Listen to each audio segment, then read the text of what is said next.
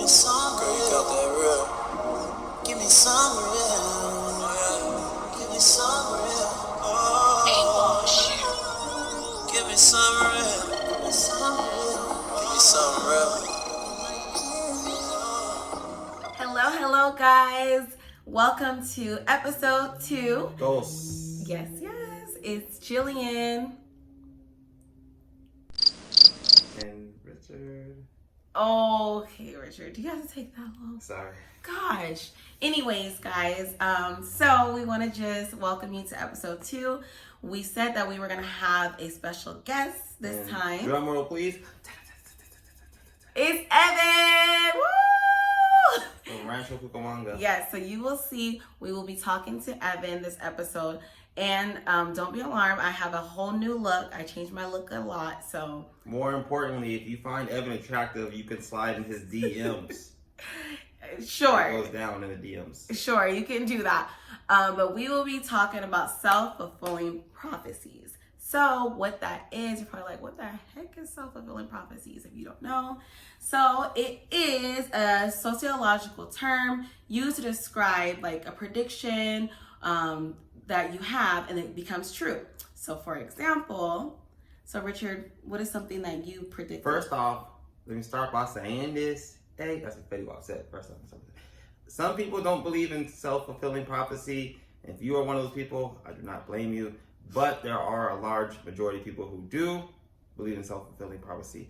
And to go off of what Jillian says is pretty not the big picture, small frame. Okay, I don't know where that even came from. I just made that up right now on the spot with my lucky ball. Is speaking something into existence. Yes. And I always hear that. Richard's like, you guys are so... I love that, speaking things into existence. So I'm all for that. So if you're that person, let me know. Because yes, I'm a speak in existence kind of a girl. But we are putting it more in terms of relationships with Evan. So you will see on this episode of speaking things into existence in regards to relationships. So thank you guys, and I hope you enjoy. Like, subscribe, and what is it? Comment down below. Thanks, guys. Stay tuned. Okay, guys. So we have our guest speaker here, guest star. And can you just introduce yourself for us? My name is Evan Sumter. I'm from Rancho Cucamonga, California. Single dad, 30 years old. Woo. Okay, Richard. So thank you so much, Evan. Evan is one of our friends, and we are so happy that he is here with us today. So our topic today is self-fulfilling prophecies, which we already discussed what that is and the definition and so forth. So I have some questions for Evan. So number one, you said a little bit about you being a single dad. So does that mean that you're single?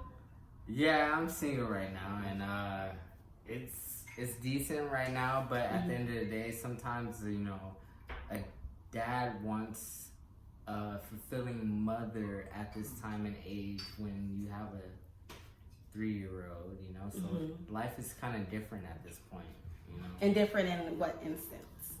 You have to not only plan for yourself, but you have to plan for another child. In a sense, like I don't have the time that most mothers have with their child, so as a single dad, I'm limited to the time that I have with my child. So when I get that time, I spend as much time with him, and after that, it's just whatever happens.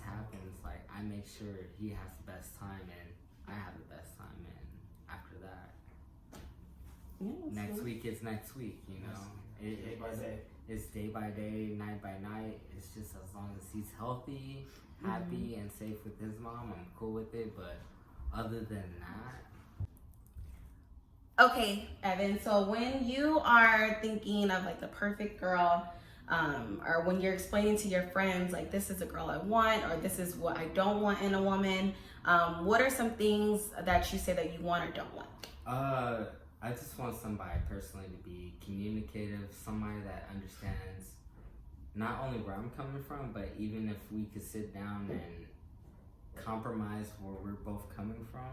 If we could do something like that, that's more compromising than anything compared to somebody just saying this is what I want rather than not understand where you're coming from. Like that doesn't make no So when I tell my friends like, oh, if you know somebody that's single and they're looking for someone like this, like by all means, you could throw my name out there. At the end of the day, I'm not expecting myself to be the perfect person, but at least they know where I come from and what someone knows of me compared to what they think of me.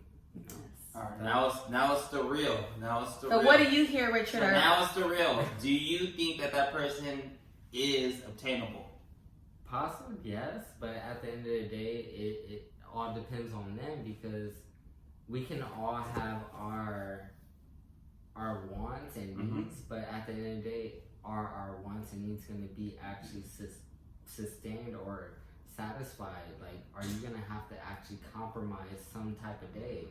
So at the end of the day, it's like, you can love and want somebody at the end of the day, but are they going to actually succeed and want what you want in life? Because at the end of the day, you have a goal. That person can't attain your goal unless you're willing to give in. The real too. Now, this is another question now, the real too. Do you see relationships being 50-50 every single day, or how do you feel that it should be? It could be your personal. This is my personal As a opinion. single man, you thinking in a new relationship. It could be 50-50. It's just, can you communicate enough to the person that you're dating? That's gonna make it 50-50 as well. Because at the end of the day, you can sit here and tell your whole entire heart, but that same person is gonna give 25% of their heart and be like, well, this is my 50-50. How fair is that?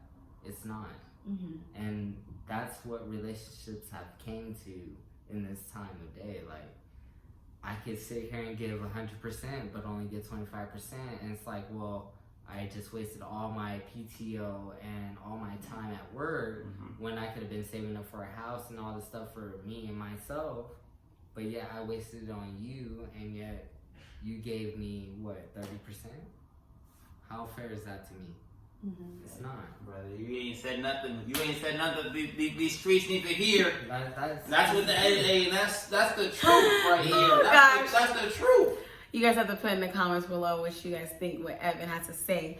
But just in all, so thank you so much, Evan. I appreciate it. Yes, I appreciate you, and I appreciate your honesty and transparency as well, just on our channel. So Evan actually did a really good job with explaining what he wanted in a woman and what he wants in a relationship. So with self-fulfilling prophecy, the main thing is just you're saying things, or you're expecting or predicting a particular thing, and you're speaking that out and into existence because you feel that that's going to happen to you. So I wanted to say this because I hear a lot of the times, like when I'm talking to my friends, they'll say like, well, I don't want a man that does this, or vice versa. Like, oh, or I hear guys say like, I don't want a girl that doesn't have a butt, or just anything like that. So they're speaking as negative things out in the world, saying things that they don't want. So you keep on saying that and attracting what you don't want. So those particular behaviors and those particular things are things you're going to get in that partner that you have. So do you feel that you ever said that, Evan? Like any things like you harder than what you don't want? There's always been negatives to things that you don't want, and you see it face to face. But at the end of the day, are you gonna sit there and throw that into what that person has? Like, at the end of the day, you could be happy with all the positives and see one real negative. You can cuss. One real red flag. But at the end of the day, are you gonna take that over all the 50+ positives that you have? No. So at the end of the day, like, as long as you're happy, you should be happy. Don't worry about the negative part, because at the end of the day, there's always negative things in life. Yeah. Just take what's there right now. And from the real would say it's a give and take. Yeah. You know what I'm saying? There's going to be some negatives that you, as a human, you can't Adjust bypass. to. You Yeah. can't bypass some of these negatives. Yeah. You know what I mean? If you don't want a woman who smokes cigarettes or something like that, you even can't if a person bypass that. smokes weed, no matter what, if it makes them comfortable, why would you sit there and tell them to stop doing what they're doing when it makes them who they are, but yet you still like them for who they are? That doesn't make sense. You're trying to change that person, which doesn't make sense. Yeah. So with just thinking as a single man, yes, are those things, or do you mainly focus on like things that you don't want in a woman, like thinking, like how often do you think about, do you think more so that you don't want or that you do? I don't think about things that I don't want, because at the end of the day, that would just basically attract me to people that I don't want. If I want somebody that I want, it's gonna attract me to things that I want. So if I want somebody to understand who my son is and what he's gonna be in life and everything, I want them to understand, like, you don't have to worry about this, but just support it rather than sitting here and having your negative output on it. Worry about what he's trying to achieve in life, rather than, oh, well, you're putting him in this, why this, why that. Well, it's not about that. It's about what he wants to achieve, because at the end of the day, you're not his mom. You're going to be either one, his stepmom, or somebody that's just going to support him in what he's doing. And that's what people need to understand. Like, there's a place and a time for where you need to be. And if you're going to date somebody that has a kid, you're going to be that stepmom, but you're going to be that supportive stepmom. You're not going to be mom. You're stepmom for a reason. And that's not a dick or anything like that. It's just the fact that you're in a place at a time where I could have had a child with you, but I had a child with somebody else. But now I'm with you, but I need you to understand where this child's life is at this time and point, in place, in time. I guess where we can go. Yeah, exactly. As a family, or whether you look at him as a stepchild, or whether he looks at you as a mom. In a sense, no matter what, it's all three of us. We're a family, not just, oh, it's me and you and my son. No, it's all three of us, because in a sense, he still is living life. He's growing up to be what we are. And that's where people fail to think and realize, like, you have a child that's growing up to be somewhat like you at this age, rather than just growing up to have fun. Like, I wanted to have fun, but at the end of the day, they're not at that age of where the kids should be having fun. Exactly. You know, at the age of what, my son's 3.5, he's learning how to write. I don't even remember how to start that process, but at the end, well, I know how to write very well, but what I'm trying to say is, like, you don't remember that point to where you're starting something brand new, but then you have someone else coming into your life to try to teach you that as well with your mom. That's what I'm trying to say. So it's like, as a single dad, it's like, even if I brought somebody else into my son's life, or his mom brought somebody else into his son's life, it's like, well, how do I bridge that gap where I know I'm his dad, but that guy is trying to take that stepdad role, you know? And I don't blame it. I don't sit here and get mad about it. It's just, I want my son to actually learn. It doesn't matter who it's from, as long as he's learning something and he's progressing. That's what it's all about, as long as we progress in life. That's big facts. I mean, you spit a lot of bars here.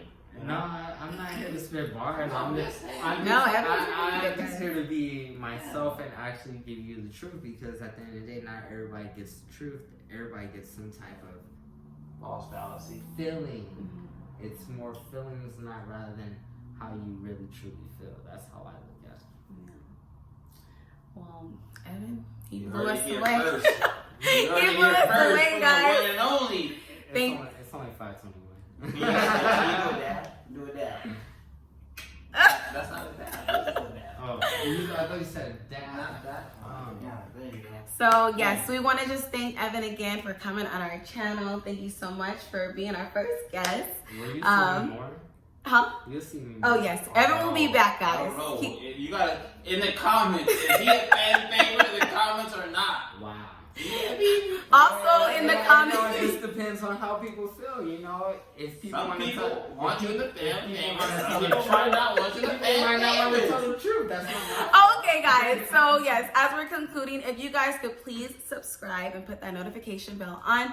Also, if you can also just put in the comments if you do focus on more of like the negative things or things that you don't want in a relationship. So let's see if you don't want, or if you're somebody that just prophesizes what they want in a relationship. Put what you want in a relationship, and then put a colon, and then put who your favorite person is, and then it better be me. If it's not me, I will find who you are. And I promise you. last but not least, I know that some people make lists on like different things that they want in a particular partner. Let me know if you're a person that makes a list as well. So wow. have a great day, guys. Thank you so much, and we'll see you next time.